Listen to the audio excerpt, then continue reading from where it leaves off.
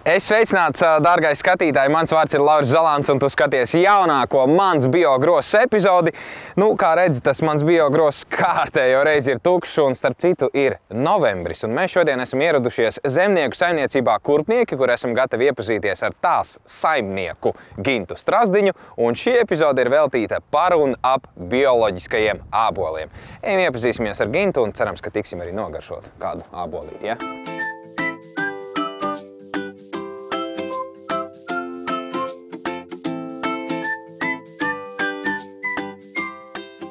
Gint, esiet sveicināts. Sveiks. Prieks būt pie jums ciemos, kur jau izskatās, ka lielākā daļa ir novākts, ja? Ja mēs par dārzu runājam. Ja drīz pieminēt, tad ir novembris. jā, protams. Jā, ābolus novācam septembrī, oktobra sākumā vēlākās šķirnes. Mēs šobrīd staigājam pa absolūti 100% vistīrāko biodārzu. Tieši tā. Kāda ir tā motivācija darīt kaut ko tādu, kas ir tikai par un ap bioloģisko? Es teikšu, ka divas daļas tai motivācijai bija. Bija gan tāda pārliecības lieta, jo pats savulaik, kamēr nenodarbojos ar šo, bija tā kā pārliecināts, ka bioloģiskā pārtika ir tas, kas man jāizvēlās un manai ģimenei. Un tad uzsākot saimniekot, protams, bija izaicinājums, varbūt, kad var arī audzēt ābolus, ko es biju izvēlējies kā savu nozari, bioloģiskā veidā. Un otrs, protams, likās arī tīri tādi racionāli kaut kādi pieņēmumi par to, ka varbūt vieglāk pārdot, varbūt labāks tirgus, labāka cena. Cik lieli apjomi ir šeit? Šeit ir āboli, šeit ir 2,5 hektāri, bet man ir arī ogu kultūra, tādas savsardzes, kas ir 12 hektāri iestādīts. Es domāju, normāli apjomi. Vienam pašam gan jau, ka nav nemaz tik vienkārši. Nē, tas ir stādīts ar domu, ka arī citiem lai tiek. Jā. Par mizu man ir jautājums. Vai miza atšķirās bioloģiskajam ābolam no konvenciālā? Un vai vispār, jo cilvēki ir tie, kas tīri nost tos ābolus un miziņu galīgi neēd. Kā jūs ar mizu draudzēties? Mēs ēdam ar mizu. Bija tāds netīrais 10-nieks vai 12-nieks. Tādā nozīmē, kas visvairāk tiek apstrādāti, audzējot ar dažādām ķīmijām, pesticīdiem un tā tālāk. Diemžēl ābols arī bija te topā iekšā. Tā kā, ja nav bioloģiskais, varbūt, kad ir vērts arī nomizot to ābolu.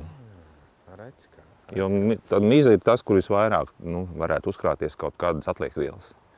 Runājot par to notīrīšanu un kaut kā nogrebšanu, ir tur tādi, tie punktiņi. Viņiem kā īpašs nosaukums ir, ja? Kāds tāds ķērpīts, tā kā mazliet iemeties. Tas nosaukums ir kraupis. Kraupis? Jā, nevis krupis, bet kraupis. Un, tā īstenībā ir galvenā problēma ābolam, kāpēc arī miglo konvencionāli tur 11 reizes, tas ir tik galā ar šo te kraupi. Protams, ir arī vēl citas slimības, ir arī kaitēkļi, bet kraupis ir tas numur 1. Piemēram, šeit bioloģiski, teiksim, tāda kompleksa pieeja. Pirmkārt, vajag sameklēt šķirnes, kas ir kraupja imūnas, jeb daudz maz izturīgas, jo ir šķirnes, kas ir ļoti ieņēmīgas. Protams, miglojot ar sintētiskajiem pesticīdiem var arī smuku ābolu dabūt, bet bioloģiski to vērts vienkārši sākt stādīt tādas šķirnes. Otra lieta, kas ir interesanti, ka kraupis pārziemo uz lapām. Tad, ja jums ir mazdārziņš un jūs izgrābiet rūpīgi lapas, tad jums kraupis būs diezgan maz. Savukārt šeit mēs mēģinam kraupu ar tām lapām tikt galā tā, ka, protams, viņas vēl nav nobirušas, tā kā viņas nobirst, tad mēs vēl braucam, sasmalcinam ar pļāvēju, sapūšam apdobēs zem kokiem, un tad vēl ar frēzi iestrādājam zemē, lai līdz pavasarim maksimāli viņas jau būtu sadalījušās. Un trešā lieta ir, protams, bioloģiskie līdzekļi, kas ir pret kraupi. Tur tādas klasiskas, varbūt ir dzirdēts bordo šķīdums. Tagad ir. No Francijas, jā, tā kā bordo vīni, bet tas ir vienkārši kaļķa un vara preparāts sajaukums, samaisījums, ko jau gadsimtiem lieto. Un tas ir atļauts arī bioloģiskajā. Nav nemaz tik vienkārši īstenībā, kā paņemt, uzaudzēt ābelīti un visu ābols ir tavs, to var dot tālāk. Jā, ja piemēram tie sausērži ir tādā ziņā pateicīga kultūra, ka viņai īsti nav ne kaitēkļu, ne slimību. Var tā baigi neiespriņt. Putniem ļoti garšo gan.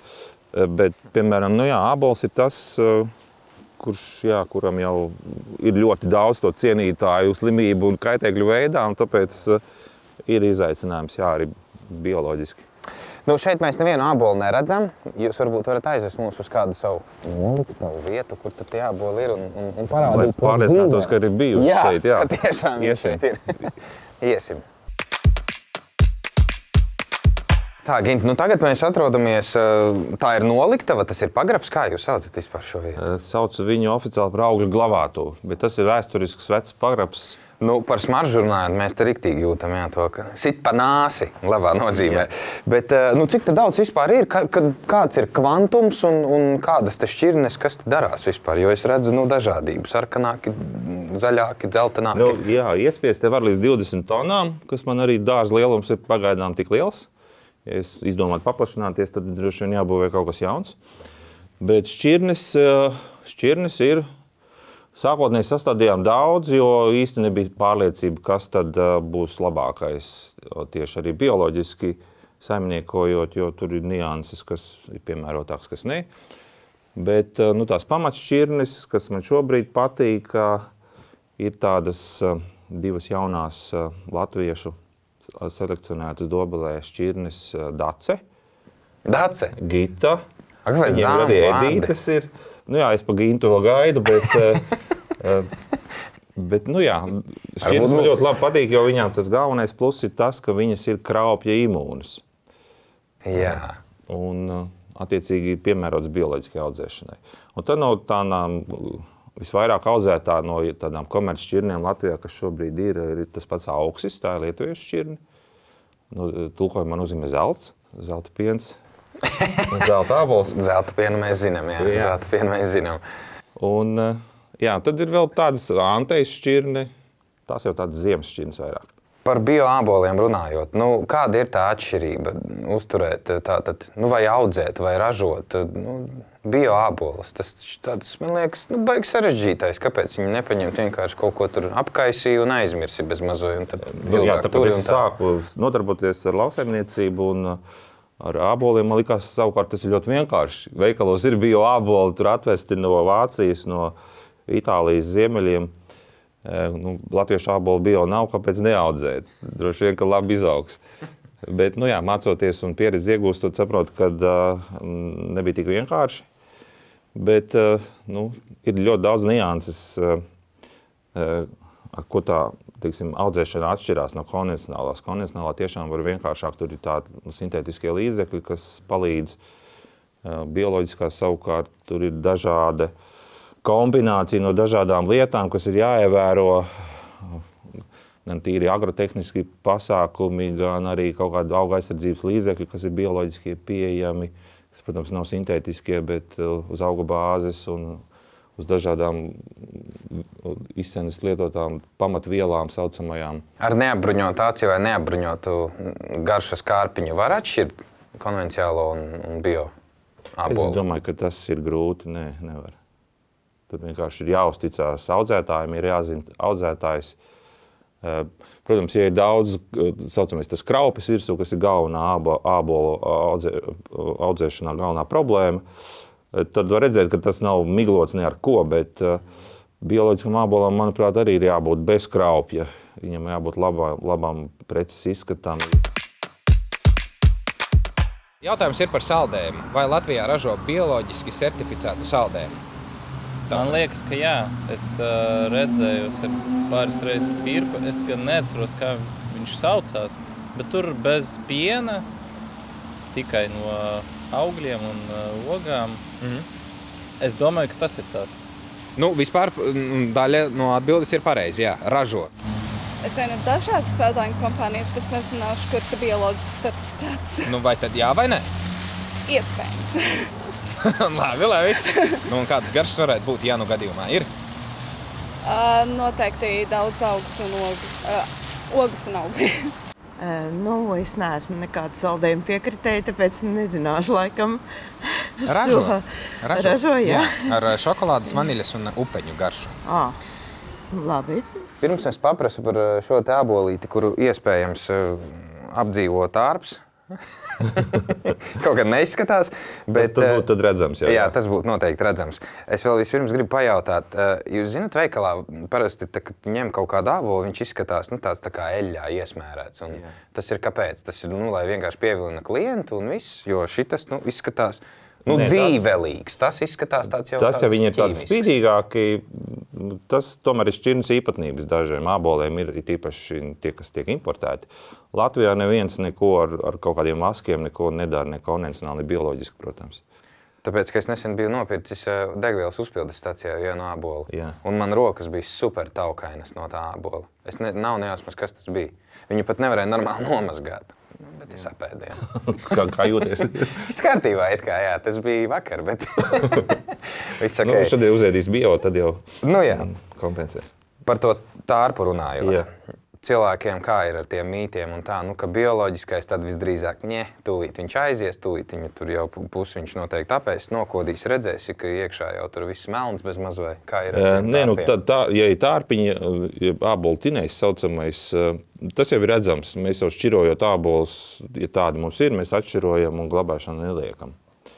Tas ir brāķis, kas netiek glabātu vai vietu lieku neaizņem.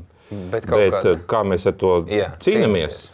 Ir bioloģiskie līdzekļi auga aizsardzības, bet galvenais mēs cenšamies uzturēt šo te balansu, jo katram kukainim, kurš mūsu izpratnē ir kaitēklis, ir kāds cits kukainis, kuram viņš garšo. Tāpēc, ja ļoti aizraujās un visu iznīdē, tad tur var savairoties pēkšņi disbalans ļoti liels parādīties, bet tā saucamā bioloģiskā daudzveidība, ko mēs mēģinām uzturēt arī pārāk intensīvi, nepļaujot visu cauru gadu, vairāk pavasarī uz rudens pusi, jau mēs atstājam to zāli, lai ir tā vieta, kur šiem te kukaiņiem padzīvoties.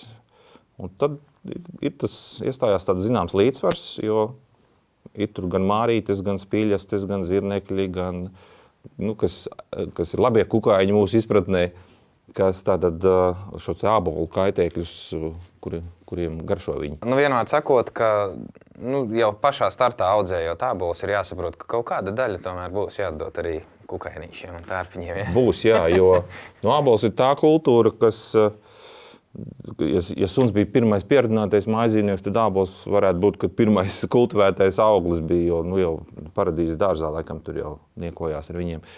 Tā kā tie cienītāji kaitēkļu un slimību izskata ābolam pietiekoši daudz un, jā, bioloģiski, ja grib skaistu ābolu, var izaudzēt, bet ir jāpiestrādā. 492 hektāri. Tik lielā platībā Latvijā aug bioloģiskās ābeles, un tie ir 22% no visiem ābeļdārziem Latvijā. Interesants fakts, ka daļa no tiem vēl ir pavisam jauni, tāpēc lielā bioābolu raža mums vēl tikai priekšā. Vai zināji, ka Latvijā aug ne tikai tie bioloģiskie āboli, bet no tiem ražo arī biosidru? 32%. Tik liela daļa no visiem augļu un ogu dārziem Latvijā ir bioloģiski certificēta. Un šajā rādītājā, dāmas un kungi, Latvija ierindojas pirmajā vietā ne tik vien kā Eiropā, bet arī visā pasaulē. Īpaši daudz Latvijā audzē bio-krumcidonijas un upenes. 63% no visiem krumcidoniju dārziem ir bioloģiski certificēti. Biocidonijas plešas 450 hektāru platībā. 77% no visiem upeņu dārziem tiek aprūpēti ar bioloģiskajām metodēm. Bio-upeņu dārzi Latvijā plešas 1680 hektāros. Jāsaka, ka mēs esam bio-upeņu lielvalsts. Jā, Laura, paldies, ka atbrauc. Lūk, tavs biogross. Paldies, uz veselību. Paldies, kas tur ir iekšā. Tur ir āboli, šķirne daci un abolsula bio. Super, es ar dacīti tad esmu gatavs braukt uz mājām. Jā. Paldies, liels. Veiksmes darbos. Paldies jums.